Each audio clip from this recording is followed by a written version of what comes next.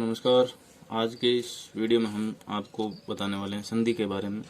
आज की इस वीडियो में संधि के प्रकारों के बारे में पढ़ेंगे और स्वर संधि के भेद जानेंगे सारे के सारे। तो दोस्तों चलिए शुरुआत करते हैं कि संधि कहते किसे हैं, संधि की परिभाषा क्या है। तो संधि जो है दो वर्णों का मेल है, दो वर्णों का मेल होता है। इसमें दो वर्णों का मेल भी कैसा, सार्थक मेल, यानी जब दो वर्णों का मेल हो तो उसके बाद में कोई सार्थक यानी कोई अच्छा सा अर्थ निकलना चाहिए। ऐसा नहीं है कि उन वर्णों को हम जोड़ें तो उसके बाद में उसका कोई अर्थ नहीं निकले। जैसे मान लो यहाँ पे मैंने लिखा विद्याधन आलय। यहाँ पे इसके पीछे जो वर्ण है आ की मात्रा है, ये आ की मात्रा प्लस ये आ की मात्रा जुड़ के ये आ बन रहा है। तो ये दोनों मिलकर के एक सार्थक शब्द का निर्माण कर रहे हैं। जैसे विद्यालय, तो एक प्रकार से ये स्कूल जो शब्द है ये सार्थक है, यानी इसका अर्थ है इस शब्द का विद्यालय। तो इस प्रकार से यानी दो वर्णों का मेल होता है, मेल होने के बाद में जो परिवर्तन होता है, जो सार्थक शब्द बनता है, उसे संधि कहते हैं। चलिए शुरू करते हैं। संधि के भेद कितने होते हैं, संधि कितने प्रकार की होती है हिंदी में। तो संधि के प्रकार इस वीडियो में हम आपको बिल्कुल बेसिक तरीके से बिल्कुल शॉर्ट में बताना चाहते हैं। कम समय में आपको अधिक से अधिक चीज़ें बताने की कोशिश करेंगे। आप ध्यानपूर्वक इसको समझें, साथ साथ में लिख सकते हैं या स्क्रीनशॉट भी ले सकते हैं। तो संधि के प्रकार, संधि मुख्य रूप से तीन प्रकार की होती हैं। सबसे पहले स्वर संधि, दूसरे नंबर पर व्यंजन संधि और तीसरे नंबर पर विसर्ग संधि होती है। दोस्तों बिल्कुल संधि जो समझने की चेष्टा करता है, समझने की कोशिश करता है, उसके लिए संधि बिल्कुल भी कठिन नहीं है। कुछ लोग संधि से बहुत ज़्यादा डरे हुए हैं पहले से, लेकिन यदि उन्होंने मन लगा करके इस वीडियो को अच्छी तरह से देखने की कोशिश की तो संधि को पूरी तरह से समझ पाएंगे। और संधि के भेद और उसके प्रकार, इसके नियम, उदाहरण सारे के सारे इसमें बात करेंगे। तो स्वर संधि होती हैं, इसके 5 भेद होते हैं। कितने भेद होते हैं? 5 भेद। नंबर 1 दीर्घ संधि, दीर्घ स्वर संधि। नंबर 2 वृद्धि संधि, वृद्धि संधि। नंबर 3 गुण संधि, नंबर 3 पे आती है गुण संधि। और पढ़ते समय हम इसका क्रम सही कर लेंगे, अयादि संधि। और सबसे लास्ट में आती है आपके 5वें नंबर पर यण संधि। ये स्वर संधि के हिंदी में 5 भेद हैं। इन 5 भेदों के बारे में आज हम आपको बताने वाले हैं। तो चलिए शुरू करते हैं। सबसे पहला जो भेद है स्वर संधि की, अपन परिभाषा देखते हैं सबसे पहले कि स्वर संधि कहते किसे हैं। स्वर संधि, स्वर संधि की परिभाषा। दो वर्ण हमने पढ़ा कि दो वर्णों का मेल, लेकिन दो वर्ण कैसे स्वर संधि में? स्वर संधि के अंदर दो स्वर ध्वनियों का मेल, दो स्वर ध्वनियों का मेल होगा इसमें। जैसे उदाहरण के रूप में यहाँ पे ये जो प्रथम पद होता है इस प्लस के इधर वाला, इसमें भी इसका जो प्रथम पद का अंतिम वर्ण है वो भी स्वर होना चाहिए। और ये जो दूसरा पद है, इस दूसरे पद का प्रथम वर्ण जो यहाँ होगा, यानी जो ये शब्द शुरू होगा, ये पद शुरू होगा, उसका भी प्रथम वर्ण क्या होना चाहिए? स्वर होना चाहिए। तो ये मिलकर के एक स्वर बनेगा, यही स्वर संधि है। तो चलिए स्वर संधि में अपन सबसे पहले शुरू करते हैं दीर्घ संधि।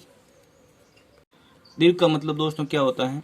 दीर्घ का मतलब होता है बड़ा, है ना। तो जब हर्ष यानी छोटा और दीर्घ, दीर्घ यानी बड़ा, जब छोटा और बड़ा स्वर आ जाए उसके बाद में, यानी प्रथम पद का जो छोटा या बड़ा स्वर उसके बाद में कर्म से आ जाए, यानी उसके जैसा ही आ जाए, ह्रस्व या दीर्घ यानी छोटा या बड़ा स्वर आ जाए, यानी इधर भी छोटा या बड़ा स्वर आ जाए, उसके बाद में भी छोटा या बड़ा स्वर आ जाए, तो इन दोनों के मेल से जो शब्द बनेगा, जो वर्ण बनेगा, स्वर बनेगा, वो कैसा बनेगा? दीर्घ स्वर बनेगा। देखते हैं आगे कैसे बनेगा कि ये क्रम से स्वर आ जाए तो दोनों स्वरों के मेल से दीर्घ स्वर आ जाए, दीर्घ स्वर बन जाएगा। आ ई उ, यानी ये इस संधि के नियम में ये 3 वर्णी हैं, 3 स्वर ही हैं, ये मेल से ये तीनों दीर्घ हो जाएंगे, है ना, बन जाते हैं, उसे दीर्घ स्वर संधि कहते हैं। कैसे बनेंगे देखिए, यहाँ पे लिखा हुआ है अ के बाद में समान स्वर आया है, आ गया है, तो इसका क्या हो गया? दीर्घ स्वर बन गया, आ बन गया। ये छोटा अ है, इसके बाद में दीर्घ स्वर आ गया, आ गया, यानी ये समान कैटेगरी का ही है, लेकिन इसके बाद में दीर्घ आ गया, तो भी क्या बनेगा? दीर्घ स्वर बनेगा। यहाँ पे आ है, यदि इस आ के बाद में आ जाए तो भी ये आ बनेगा, और यदि इस आ के बाद में समान कैटेगरी का आ जाए तो भी क्या बनेगा? दीर्घ स्वर ही बनेगा, आ बनेगा। अब ये छोटी ई है, छोटी ई के बाद में यदि छोटी ई आ जाए तो भी ये दीर्घ ई बनेगी, और यदि इस छोटी ई के बाद में ये दीर्घ ई आ जाए तो भी दीर्घ ई बनेगी, दीर्घ स्वर बनेगा, है ना। और यहाँ पे ये ऊ है, ये ऊ के उदाहरण यहाँ पे है। इस ऊ के बाद में यदि छोटा ऊ आ जाए तो भी ये दीर्घ ऊ बनेगा, इस छोटे ऊ के बाद में यदि दीर्घ ऊ आ जाए तो भी क्या बनेगा? दीर्घ ऊ ही बनेगा। यदि उस ऊ के बाद में बड़ा ऊ आ जाए तो भी क्या बनेगा? दीर्घ ऊ ही बनेगा। यदि इस बड़े ऊ के बाद में यदि छोटा ऊ आ जाए तो भी क्या बनेगा? दीर्घ ऊ बनेगा। यानी कि यहाँ पे जो वर्णों के मेल से, इन स्वरों के मेल से क्या बन रहा है? दीर्घ स्वर बन रहा है। यानी समान स्वर जब आ जाए तो उसके मेल से क्या बनेगा? दीर्घ स्वर बनेगा, और उसे ही दीर्घ स्वर संधि कहते हैं। अब इनको अच्छी तरह से हम उदाहरणों के माध्यम से समझेंगे। इसके जो उदाहरण हैं यहाँ पे लिखे हुए हैं, इन उदाहरणों को देख करके हमें अच्छी तरह से समझ में आ जाएगा। जैसे यहाँ पे लिखा है सुधन उक्ति, यहाँ पे क्या है? ये अंतिम वर्ण क्या है? यहाँ पे ऊ की मात्रा है। अंतिम वर्ण क्या है? ऊ की मात्रा है, छोटे ऊ की मात्रा है।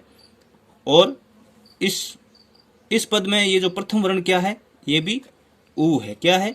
तो अब हम नियम देखा हमने कि ऊ के बाद में ऊ आ जाए, ऊ के बाद में ऊ आ जाए तो क्या होता है? दीर्घ ऊ हो जाता है। तो यहाँ पे क्या होगा? ये मात्रा दीर्घ ऊ की हो जाएगी। तो ये ऊ और ये ऊ मिलकर के, ये स तो था ही, ये दोनों मिलकर के दीर्घ ऊ हो गया, तो क्या हो जाएगा? ये सु बड़ा हो जाएगा, ये ऊ इसमें मिल गया, और ये पीछे सुक्ति।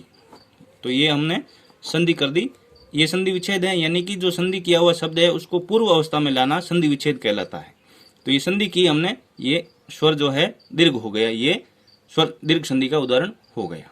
अगला देखो, यहाँ पे विद्यालय लिखा हुआ है, तो इसका अंतिम पद, ये जो पद है इसका अंतिम वर्ण क्या है? अंतिम वर्ण आ की मात्रा है। क्या है? विद्या। तो यहाँ पे आ की मात्रा है, आ धन। यहाँ पर भी क्या है? आ की मात्रा है। तो आ और आ मिलकर के किसका निर्माण करते हैं? यहाँ पे देखिए, ये आ और आ मिलकर के आ का निर्माण करते हैं, यानी दीर्घ स्वर हो रहा है। तो यहाँ पर ये दीर्घ का दीर्घ ही रहेगा, तो क्या हो जाएगा? विद्यालय। ये भी दीर्घ स्वर संधि का उदाहरण है। अब यहाँ पे देखो, ये छोटा ऊ है और ये भी छोटा ऊ है, ये पहले वाला यही उदाहरण है। तो ये क्या हो जाएगा? ये मिलकर के बड़ा हो जाएगा, तो भानु का भानुदय हो जाएगा। क्या हो जाएगा? भानुदय हो जाएगा। इसी तरीके से ये उदाहरण है, ये भी क्या है? इसमें ये दोनों भी मिलकर के क्या कर रहे हैं? छोटा ऊ और छोटा ऊ मिलकर के बड़े ऊ का निर्माण कर रहे हैं। जैसे यहाँ पे लिख देंगे, ये लघु छोटा है तो इसको ये बड़ा कर देंगे, ये हो जाएगा लघु उर्मी। हमारे पास में कुछ और उदाहरण हैं इसके, ये देखिए, यहाँ पे मैंने लिखा है अल्पायु। यहाँ पे ये जो पद है इसमें अ की मात्रा है। किसकी मात्रा है? अ की मात्रा है। और ये जो इसका द्वितीय पद है इसमें प्रथम वर्ण है आ। तो अ और आ मिलकर के किसका निर्माण करते हैं? आ का निर्माण करते हैं। तो यहाँ पे क्या हो जाएगी? अल्प की जगह अल्पायु हो जाएगा। ये दोनों आ और अ इसमें मिल जाएगा और आ की मात्रा का निर्माण कर देंगे, तो ये हो जाएगा अल्पायु। अब यहाँ पे भी आ है और यहाँ पे भी अ है, तो आ और अ मिलकर के क्या हो जाएगा? आ हो जाएगा। तो इसका क्या हो जाएगा? आत्मा अवलंबन। आत्मा आत्मावलंबन, आत्मावलंबन, ये आ बन गए, यहाँ पे दीर्घ स्वर बन गए। यानी कि जो समान स्वर है दोनों के मिल जाने से उसका जो रूप है वो दीर्घ स्वर के रूप में रहता है, उसे ही दीर्घ स्वर संधि कहते हैं। यहाँ पे जैसे यहाँ पे लिखा है अंड, तो इसमें भी क्या है, अ की मात्रा है प्लस आ कार, तो ये अ और आ मिलकर के क्या बन गया, अंडाकार, तो ये भी दीर्घ स्वर में तब्दील हो गया। अब यहाँ पर है सर्व, तो यहाँ पर भी अ है और यहाँ पे आ है, तो क्या बन गया, सर्वाधिक, सर्वाधिक। यहाँ पर भी अ और यहाँ पर भी अ, तो अ और अ मिलकर के क्या होगा, आ हो जाएगा, तो स्वधन अधीन का हो जाएगा स्वाधीन। बिल्कुल स्वर संधि यदि आप इंटरेस्ट लोगे तो बिल्कुल आपको सिंपल तरीके से समझ में अच्छी तरीके से आ जाएगी। यहाँ पे देखिए, यहाँ पे नदी है, यहाँ पे ई है, तो ई और ई मिलकर भी दीर्घ ई का निर्माण करते हैं, तो नदी का क्या हो जाएगा, नदी धन ईश का नदीस। इसी तरीके से ये ई की है, ये भी दीर्घ ई है, और इधर क्या है, छोटा ई है, तो ये भी मिलकर के क्या कर देंगे, दीर्घ ई का निर्माण कर देंगे, तो महेंद्र हो जाएगा। क्या हो जाएगा, महेंद्र, मही धन इंद्र का महेंद्र हो जाएगा। तो दोस्तों कैसी लगी ये दीर्घ संधि। अगला जो हमारा उदाहरण है गुण संधि के बारे में। गुण संधि का नियम क्या है दोस्तों, जब अ या आ के बाद में, यानी प्रथम जो पद होता है उसका जो अंतिम वर्ण होता है अ या आ, यानी इस धन के इस साइड में अ या आ जाए, और बाद में इनके बाद में ई या बड़ी ई, छोटा ऊ या बड़ा ऊ और रीश वर्ण आ जाए, री स्वर आ जाए, तो इनके स्थान पर परस्पर मेल से, यानी इनके बाद में क्या आ जाए, ई या ई और ऊ या बड़ा ऊ या री आ जाए, तो इनके स्थान पर क्रमशः क्या हो जाएंगे, ए ओ व अर, यानी ई और ई का तो ए बन जाता है, ऊ या बड़ा ऊ का ओ बन जाता है, और री का अर बन जाता है। यही इस संधि का नियम है। बिल्कुल सिंपल है ये संधि, आपको जरा सा भी घबराने की आवश्यकता नहीं है। तो यहाँ पे ये नियम लिखे हुए हैं मेरे, तो यहाँ पे ये नियम लिखे हुए हैं, अ या आ के बाद में ई या ई आ जाए तो ए का निर्माण होता है गुण संधि में, और यदि अ और आ के बाद में यदि ऊ या बड़ा ऊ आ जाए तो ओ का निर्माण होता है।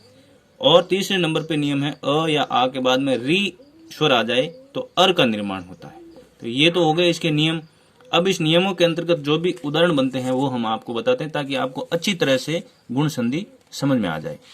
तो सबसे पहले देखिए, यहाँ पे लिखा है महाधन ईश, यहाँ पे किसकी मात्रा है, यहाँ पे कैसा स्वर है, यहाँ पे स्वर है आ का, ह के अंदर आ की मात्रा है तो आ हो गया, और इधर क्या है, प्लस के इधर है बड़ी ई की मात्रा। अब देखो इस नियम में क्या आ रहा है, अ या आ, यानी आ के बाद में छोटी ई या बड़ी ई आ जाए, तो यहाँ पे बड़ी ई आ रही है, तो आ और ई मिलकर के किसका निर्माण कर रहे हैं, ए का निर्माण कर रहे हैं। तो इन दोनों को मिला करके अपन ए बना देते हैं और मात्रा निकाल देते हैं। तो यहाँ पे देखो क्या बन जाएगा, म और ह है, इस ह में मिल जाएगा ये ए, तो महेश है ना, आ और ई मिलकर के ए का निर्माण हो गया, तो शब्द हो गया अपने पास में महेश। बिल्कुल गुण संधि है, और गुण संधि बिल्कुल सिंपल है, इसमें 3 ही नियम है केवल। आगे आता है नर धन ईश, यहाँ पर क्या है, अ है, अ धन, इसमें क्या है, बड़ी ई है। तो इस नियम में देखिए आप, अ के बाद में बड़ी ई मिलकर के किसका निर्माण करते हैं, ए का निर्माण करते हैं।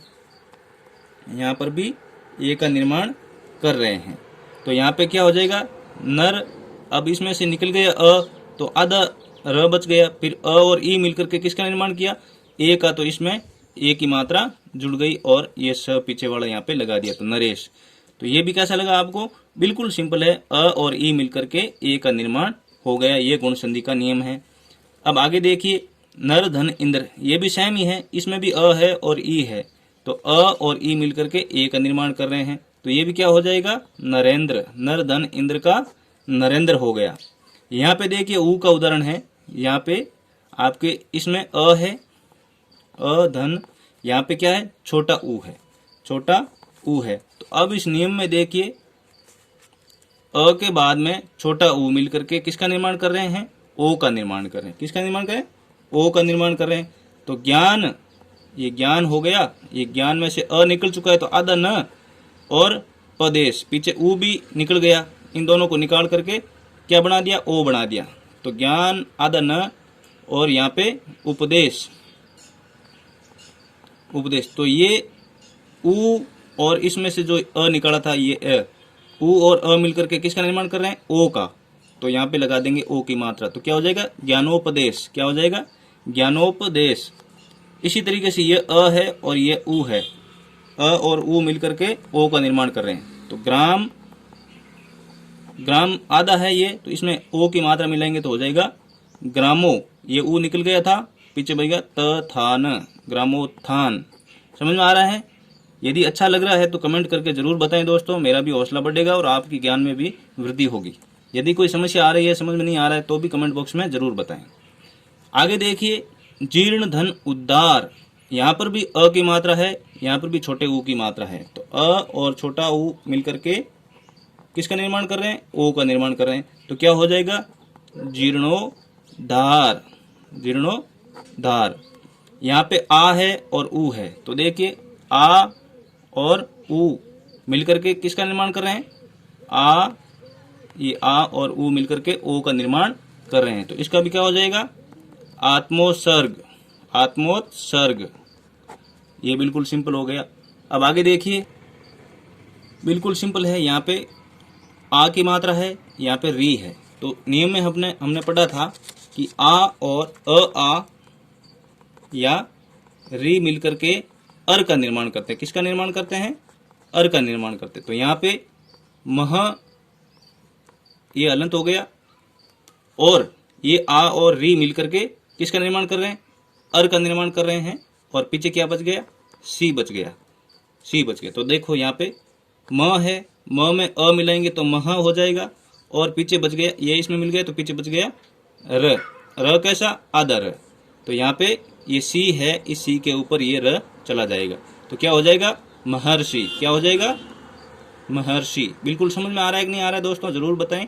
ये अर जो है ये आ और री के मिलने पर बना है। जो अ इस ह में मिल गया और र आधा इसके ऊपर चला गया। इसी तरीके से देव ऋषि है। तो देव ऋषि में भी क्या है, ये अ है और ये री है। तो अ और री मिलकर के किसका निर्माण कर रहे हैं, अर का निर्माण कर रहे हैं। तो ये देव में से अ निकल गया, तो ये आधा व हो गया। तो आधा व में हम ये अ डाल देंगे तो देव पूरा हो जाएगा, और ये आधा र जो है इस सी पे चला जाएगा। ये ऋषि, यहाँ र नहीं है, ऋषि है। तो ये र है जो इस सी के ऊपर चला जाएगा। तो देव ऋषि, देवर्षि, इसको क्या बोलेंगे देवर्षि। अर की मात्रा आ रही नहीं आ रही, महर्षि, देवर्षि, ऐसे। तो ये आ और री मिलकर के अर का निर्माण, ये अ और री मिलकर के अर का निर्माण। इसी तरीके से ये है आगे अधन उ, अधन उ मिलकर के ओ का निर्माण कर रहे हैं। तो धनो, धनोपार्जन। क्यों, क्योंकि ये इसमें से अ और ये उ मिलकर के ओ का निर्माण। तो पीछे बच गया धन, जिसमें आधा न में ओ जुड़ गया तो धनो हो गया, ये उ इसमें शामिल था। पीछे बच गया पार्जन, तो लिख देंगे पार्जन, तो धनोपार्जन हो गया। यहाँ पे देखिए, यहाँ पर भी क्या है, आ है और उ है, ये दोनों मिलकर के ओ बन जाएंगे। तो क्या हो जाएगा महोत्सव। क्या हो जाएगा महोत्सव। कैसा लग रहा है दोस्तों, कमेंट में जरूर बताएं। कमेंट, और यदि वीडियो अच्छा लग रहा है, आपको पढ़ाई अच्छी लग रही है, तो वीडियो को लाइक भी जरूर करना, शेयर भी जरूर करना, चैनल को सब्सक्राइब भी जरूर करना। आप सभी का सहयोग जरूरी है, मेरा भी हौसला बढ़ेगा और मैं अच्छी तरह से आपको पढ़ा सकूंगा। तो दोस्तों आगे की जो संधि है हमारे 3 नंबर पे, वो हम शुरू करते हैं। तो दोस्तों नंबर 3 पर है वृद्धि संधि। वृद्धि संधि का नियम है, जब अ या आ के बाद में ए आई हो तो उनकी जगह पर दोनों की संधि होगी, 2 वर्णों की, 2 स्वरों की, तो उनकी जगह पर क्या होगा, आई हो जाएगा। इसी प्रकार अ या आ के बाद में ओ या औ हो तो दीर्घ जो मात्रा होगी औ, उसका आदेश हो जाएगा। नियम में भी यही लिखा है, देख लीजिए। नियम क्या कहता है, अ या आ के बाद में ए या आई हो तो वहां पे किसका आदेश होगा, आई का। दूसरा है अ या आ के बाद में ओ या औ हो तो वहां पर क्या हो जाएगा, औ का आदेश हो जाएगा। बिल्कुल 2 ही नियम है और ये वृद्धि संधि बिल्कुल ही सिंपल है। तो देखिए उदाहरण देखते हैं, एक एक उदाहरण को। यहाँ पे लिखा है तत धन एव, तो यहाँ पे क्या है, इसका जो अंतिम वर्ण है त के अंदर किसकी मात्रा शामिल है, त के अंदर मात्रा शामिल है अ की, और उसके बाद में ये क्या है, ए है, अ धन ए। तो इस नियम में देखिए ये अ है, अ धन ए, किसका निर्माण हो रहा है, आई का निर्माण हो रहा है, तो इन दोनों को मिला करके आई हो जाएगा। तो त, ये त आधा हो गया मात्रा निकलने पर, तो इसमें मिला देते हैं आई की मात्रा, और ये ए मिल गया था इस अ में, तो पीछे बच गया व, तो ये दोनों मिलकर के क्या हो जाएगी, ततेव हो जाएगा, यानी ये आई की मात्रा हो जाएगी, वृद्धि हो जाएगी मात्रा के अंदर। इसी तरीके से ये अ है और ये ए है, तो यहाँ पर भी क्या हो जाएगा, मतेक्य, मात्रा में वृद्धि हो जाएगी। मात्रा में वृद्धि ही वृद्धि संधि कहलाती है। यहाँ पर क्या है, यहाँ पर भी वही स्थिति है, अ और ए, ये अ और ए मिलकर के आई का निर्माण कर रहे हैं, तो यहाँ पर क्या हो जाएगा, एक एक, इस तरीके से।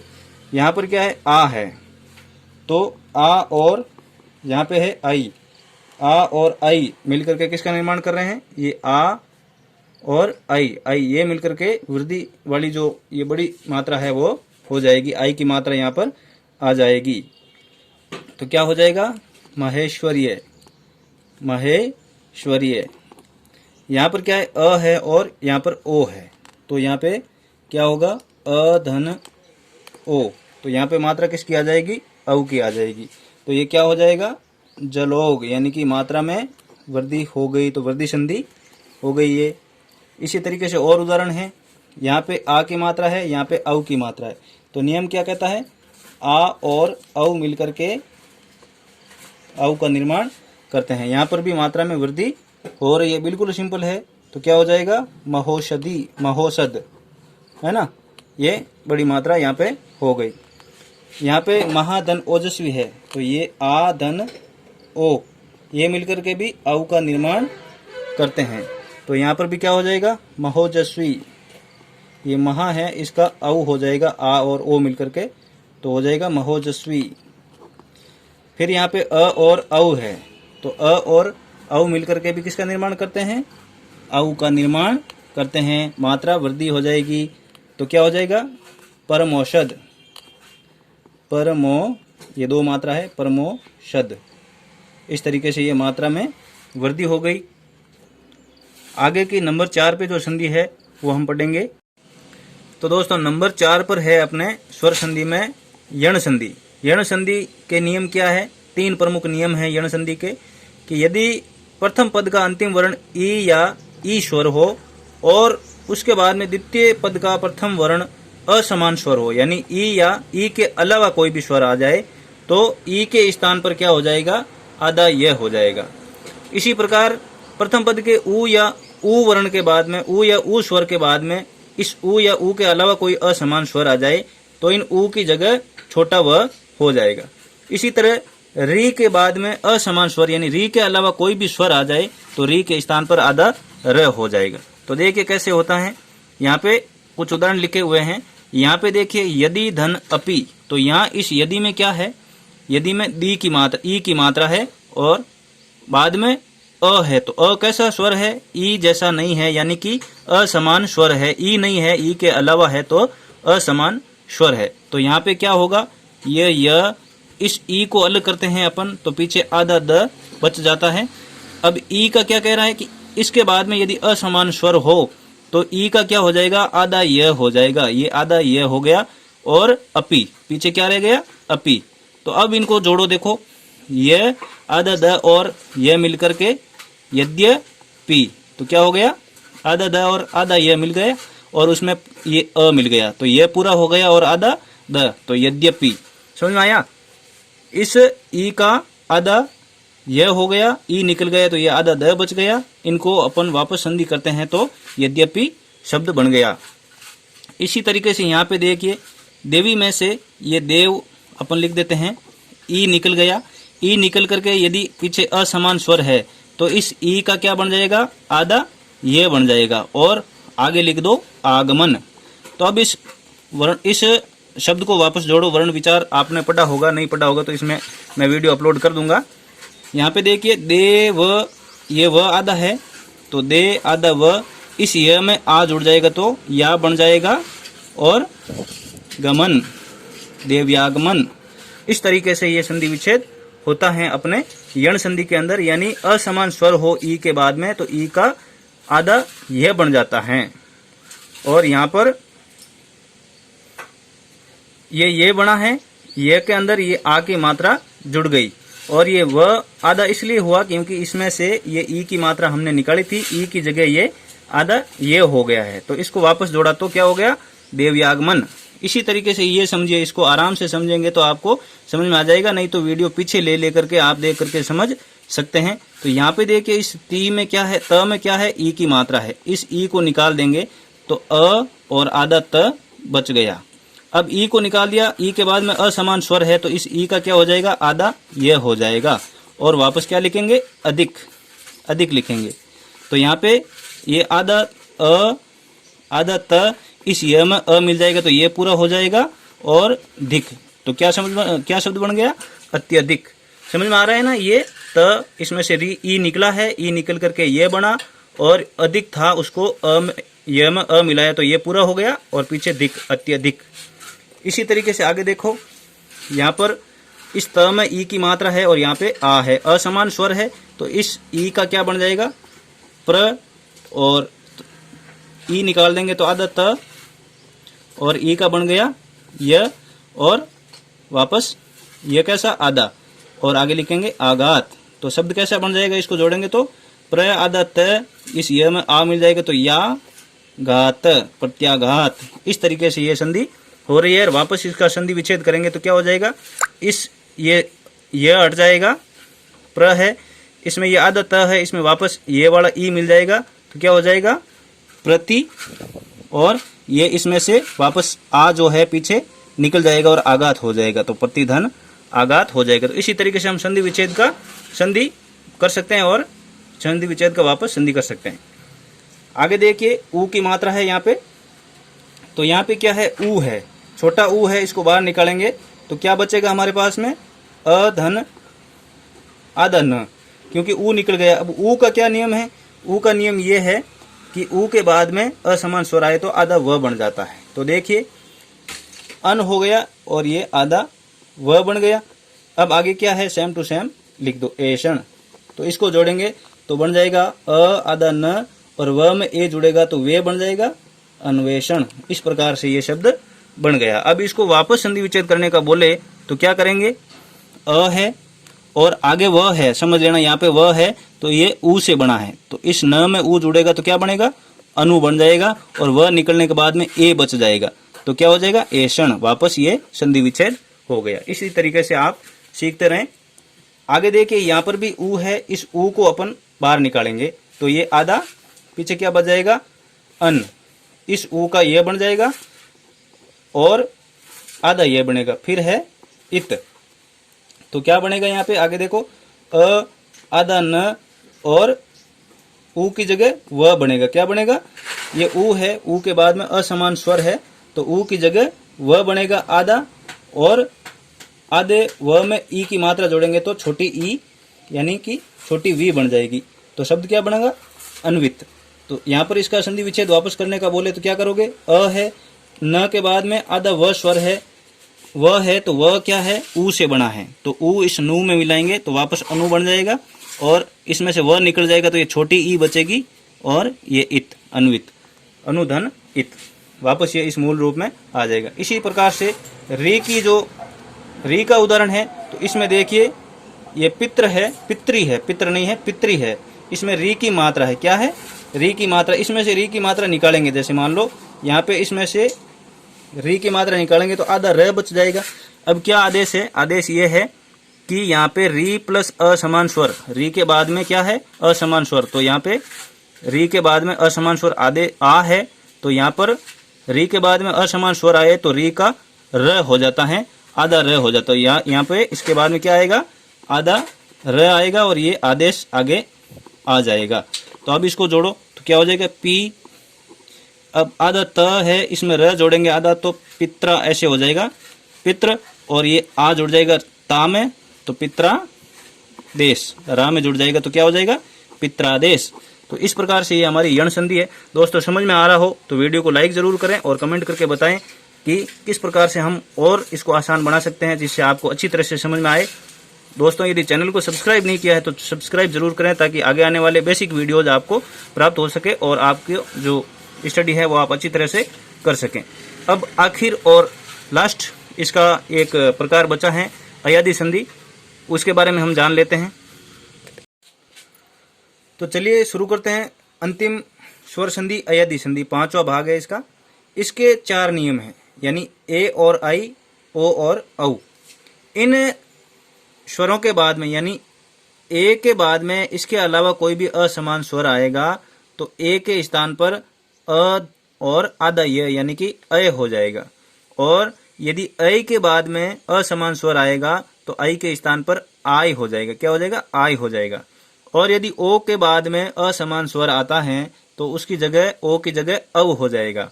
और यदि अव के बाद में असमान स्वर आता है तो अव की जगह आव हो जाता है। यानी कि बड़ी जो मात्रा है उनके लिए बड़ी मात्रा और छोटी मात्रा के लिए अय है और अव है।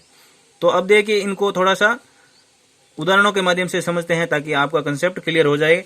यहाँ पे देखिए, यहाँ लिखा है ने धन अन, ने धन अन। अब यहाँ नियम में देखिए ये ए है, यहाँ पर भी क्या है? ए की मात्रा है। क्या है? ए की मात्रा है। ए के बाद में क्या है? अ है। अ कैसा है? असमान है, यानी इनके जैसा नहीं है। तो इनकी जगह पर क्या हो जाएगा? अय हो जाएगा। अय हो जाएगा। तो इस अय में ये मिलेगा अ, तो ये पूरा ये हो जाएगा, पीछे बजेगा न। देखिए यहाँ देखते हैं, ये न है, न के ऊपर से ये ए हट करके क्या हो जाएगा? अय हो जाएगा। अय हो जाएगा। पीछे क्या बचे? अन्न बचा। क्या बचा? अन्न बचा। तो अब इनको जोड़ दो। इसको जोड़ेंगे तो ये ए निकल गया। अब यहाँ पर आधा न बचा। आधा न में यदि हम ये अ जोड़ेंगे तो पूरा न हो जाएगा। पूरा न हुआ। अब ये जो य है, इस य में ये अ जुड़ जाएगा तो ये पूरा य और न, नयन। हुआ कि नहीं हुआ? इसी तरीके से दूसरा उदाहरण देखते हैं। जैसे ये च है, तो च में से अपन ने निकाल दिया ए, तो ये आधा च हो गया। और ये ए जो है वो मिलकर के क्या हो जाएगा? इस ए का अय हो जाएगा। क्या हो जाएगा? अय हो जाएगा। अ और आधा ये अय, क्योंकि इस ए के बाद में असमान स्वर है तो ए का अ होने से क्या हो गया? ए का अय हो गया। अब उसके बाद में क्या है? अयन है, पीछे अयन। तो अब इसको फुल बना के देखो, क्या हो जाएगा? च में अ मिलेगा तो च हो जाएगा, और इस य में अ मिलेगा तो य हो जाएगा, और पीछे न बच गया। तो क्या हो गया? चे धन अयन का चयन हो गया। च में अ है तो अय हो गया, और अन का य इसमें अ मिल गया तो चयन। इस तरीके से। अब आई का उदाहरण है। यहाँ पे देखिए ये आई है। आई है, आई के बाद में असमान स्वर हो तो आय हो जाता है। क्या हो जाता है? इस आई का आय हो जाता है। कैसे? देखिए, ध्यान से समझिए, आराम से समझिए, स्टॉप करके देखिए, पीछे लेके देखिए, लेकिन समझिए जरूर, बिना समझे आगे नहीं बढ़े। यहाँ पे देखिए ये आई की मात्रा है। किसकी मात्रा है? आई की मात्रा है। तो इसमें से आई अपन निकालेंगे तो पीछे ये आधा ग रह जाएगा, और आई के बाद में असमान स्वर हो, आई के बाद में असमान स्वर हो तो आई बन जाता है इस आई का। तो यहाँ लिखेंगे अपन आय, आधा ये, और इसके पीछे लिखेंगे अक। ये लिख दिया। अब देखिए इसको संधि कीजिए, पूरी तरह से इस शब्द को मिलाइए। तो ग में अ मिलेगा, ये आ मिलेगा तो क्या हो जाएगा? गा हो गया। यहाँ तक अपन कंप्लीट कर लिए। यहाँ ये आधा है, इस आधा ये में अ मिलेगा तो पूरा ये बन गया, और ये क तो क्या बन गया? गे धन अक गायक। इसी तरीके से यहाँ आगे देखिए, यहाँ पे लिखा है आई की मात्रा है, तो इस आई की मात्रा को न से अलग करेंगे तो न आधा, और ये आई है तो आई के बाद में असमान स्वर है। यहाँ देखिए ये आई है, आई के बाद में असमान स्वर है तो आई बन जाता है। तो ये इसमें से निकाला और इस आई को आई बना दिया, आधा ये। फिर इसके आगे लिख दो अक। अब इस शब्द को वापस जोड़ दो। इस न में आ मिलेगा तो हो जाएगा ना, और इस आधा ये में अ मिलेगा तो पूरा ये बन जाएगा, और ये क लिखेंगे तो क्या बन जाएगा? नायक। यानी ने धन अक का क्या हो जाएगा? नायक। इसी तरीके से ये ओ का उदाहरण है। ओ धन असमान स्वर। ओ धन असमान स्वर हो तो क्या हो जाता है? अव हो जाता है। यहाँ पे देखिए ये इस प को आधा कर देते हैं और ओ को निकाल देते हैं बाहर। ओ को बाहर निकालते हैं तो क्या हो जाता है? अव हो जाता है, आधा व अव। प आधा और इसका अव हो गए, क्योंकि ये ओ निकल गए तो प आधा ही रहा। अब इस ओ की मात्रा का क्या हो गया? असमान स्वर होने से अव हो गया। अब इसके बाद में ये अन वापस लिख दो। तो अब इसको जोड़ो, क्या होता है, प में अ मिलेगा तो पूरा प, और व में अ मिलेगा तो पूरा व, और ये न, तो पो धन अन क्या हो जाएगा, पवन। तो इसमें देखिए औ की मात्रा आ रही है, प व न, पव न। प में अ और व को अ से अलग करेंगे तो प व न हो जाएगा ऐसे। अब आगे देखिए, यही सेम उदाहरण है, दो उदाहरण सभी के हैं। तो ये भी ओ की मात्रा है, इसको अलग करेंगे तो आधा प, ओ के बाद में असमान स्वर है तो ओ का अव हो गया, ये ऐसे। और ये इत्र सेम टू सेम लिखेंगे तो क्या हो जाएगा, प में अ मिलेगा तो पूरा प, और व में ई मिलेगा तो पवि, और ये त्र लगाएंगे तो क्या हो जाएगा, पवित्र। तो पो धन इत्र इज इक्वल टू पवित्र। अब औ वाली मात्रा देख लेते हैं। औ के बाद में असमान स्वर हो, औ के बाद में असमान स्वर हो तो आव हो जाता है। यहाँ देखिए, ये औ है और इसके बाद में असमान स्वर है तो क्या हो जाएगा, आव हो जाएगा। तो इस प में से ये औ की मात्रा निकाल देते हैं तो आधा प, और औ का क्या हो जाएगा, आव हो जाएगा, आधा व, आव। और पीछे लिखेंगे अक। अब देखिए इनको मिलाते हैं, प में मिलाएंगे आ तो क्या हो जाएगा, पा। और ये व है, व में अ मिलाएंगे तो क्या हो जाएगा, पूरा व, और पीछे बच गया क, तो क्या हो गया, पावक। इसी तरीके से पौ धन अक बराबर पावक। ये बिल्कुल सिंपल है, अयादी संधि है, इसको थोड़ा समझने की जरूरत है, बिल्कुल आसान है ये। इसी तरीके से अगला शब्द है नौ। अब इसमें औ है और इसके बाद में असमान स्वर है, यानी इनके जैसा नहीं है, तो ये क्या हो जाएगा, औ है वो आव हो जाएगा। तो ये औ इस न में से निकालेंगे, पहले लिखेंगे ये न, इसमें से ये औ की मात्रा निकलेगी तो ये आधा हो गया, और ये औ क्या बन जाएगा, आव बन जाएगा, आ और आधा व। अब इसको लिख दो वापस इक। अब इनको जोड़ो, क्या बनेगा, देखिए न में आ जोड़ दो तो क्या बन जाएगा, ना, और व आधा है, इसमें ई जोड़ो तो क्या बन जाएगा, वी, और ये पीछे क लिख दो तो क्या हो गया, नाविक। तो दोस्तों कैसी लगी आपको स्वर संधि। आगे हैं व्यंजन संधि और विसर्ग संधि, जो अगले पार्ट में हम पढ़ेंगे। दोस्तों यदि इस चैनल को आपने सब्सक्राइब नहीं किया है तो आगे आने वाले वीडियोज स्वतः ही प्राप्त करने के लिए आप इस चैनल को सब्सक्राइब जरूर करें। टॉपिक कैसा लगा, वीडियो कैसा लगा, आपको अच्छी तरह से समझ में आया या नहीं आया, कमेंट करके जरूर बताएं, और अपने दोस्तों को भी चैनल शेयर जरूर करें। Thank you.